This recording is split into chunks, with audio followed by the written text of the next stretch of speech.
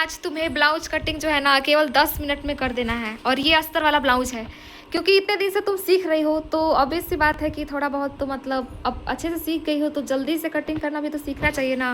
क्योंकि इस ब्लाउज को अर्जेंटली कटिंग करके फिर स्टिच करके हमें देना है आज ही। तो चलो आज तुम्हारा टेस्ट लिया जाए और देखते हैं कि तुम केवल 10 मिनट में ब्लाउज कटिंग कर पाती हो कि नहीं। और तुम्हारा टाइम अब स्टार्ट हो चुका है। तो सबसे पहले ब्लाउज को नाप रही हो तो कितना दूरी आ रहा है चेस्ट से? चेस्ट की दूरी कितनी आ रही है? 18। तो 18 का डबल हो जाएगा कितना? 36 साइज का ब्लाउज हो गया। अब ब्लाउज का लंबाई नाप रही हो, जल्दी जल्दी से, टाइम स्टार्ट है। 14 इंच आ रहा है। हाँ, ब्लाउज का लंबाई 14 इंच है। तो अब अस्तर को भी डबल फोल्ड में करो।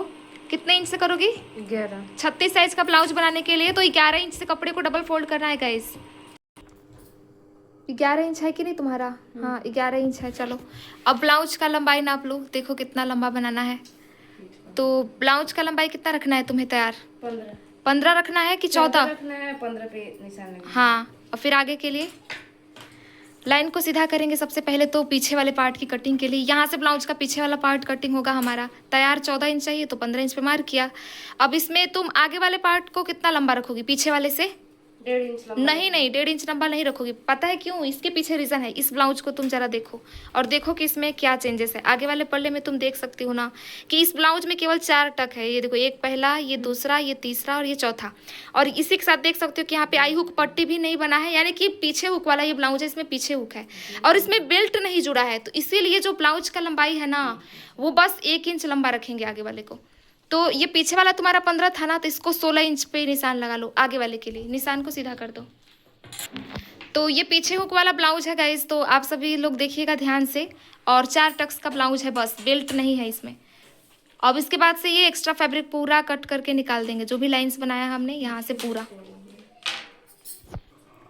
तो यहाँ से देखिए अभी कटिंग हो रही है ब्लाउज की।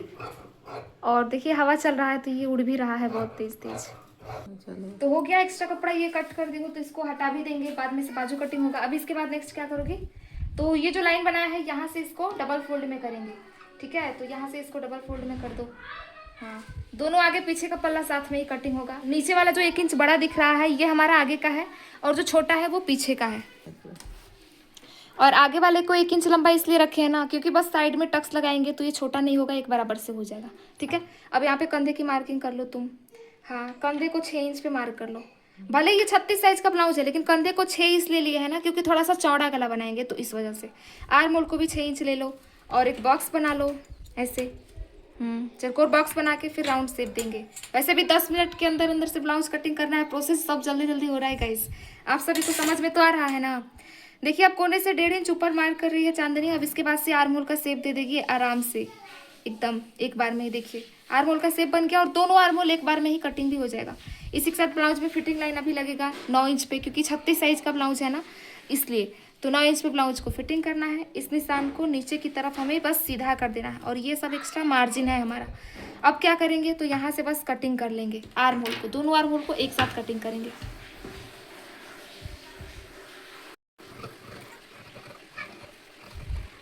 अब दोनों आर्म होल कटिंग होने के बाद से यहाँ से कंधे को कट करके अलग अलग से करेंगे, क्योंकि आगे पीछे का गला अलग से हमें कटिंग भी करना है ना, इसीलिए कंधे को सबसे पहले तो अलग करना है।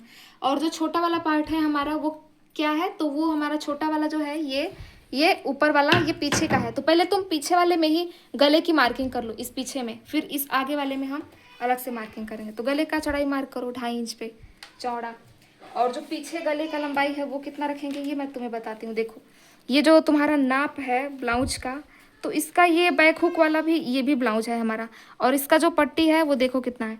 तो नीचे तुम बस सिलने जितना छोड़ दो और सिलने जितना छोड़ के यहाँ पे एक निशान लगा दो। हाँ, अब उतना लंबा तुम्हारा गला बनेगा। नीचे गले का चौड़ाई 3 इंच रख लो। हाँ, और फिर एक बॉक्स बना लो और फिर गले का राउंड शेप दे देना। नॉर्मल गोल गला बना रहे हैं, अब इसको सिल के पलटेंगे तो गले का चौड़ाई थोड़ा सा और हमारा बढ़ेगा ही, ठीक है? कोने से 1 इंच ऊपर निशान लगा दो। हाँ, और फिर राउंड शेप दे दो गले का। हाँ, सही है एकदम, गले का राउंड शेप बन गया। अब कटिंग कर लो गले की। गले का शेप नहीं देना है तो फ्रेंच कर्व से भी आप लोग मार्क कर सकते हैं गाइस।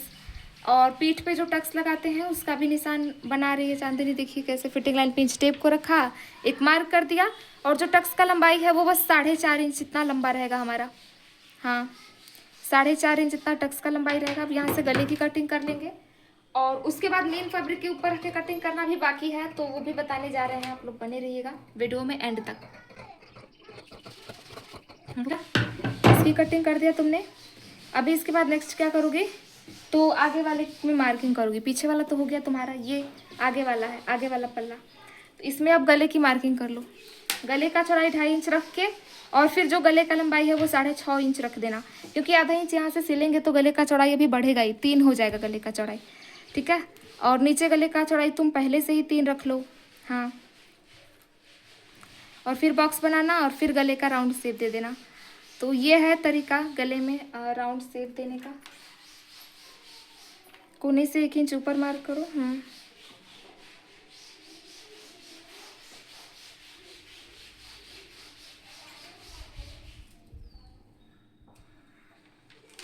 हो गया।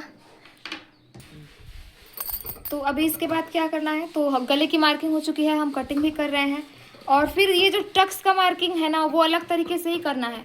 और 4 टक्स का ब्लाउज हम कैसे बनाएंगे, और पीछे उसमें हुक भी रहेगा और आगे जो है आई हुक भी नहीं रहेगा, तो वो ब्लाउज कैसे सिला जाएगा ये भी आप सबको पता चलेगा। वीडियो में आगे तक बने रहिएगा, ठीक है।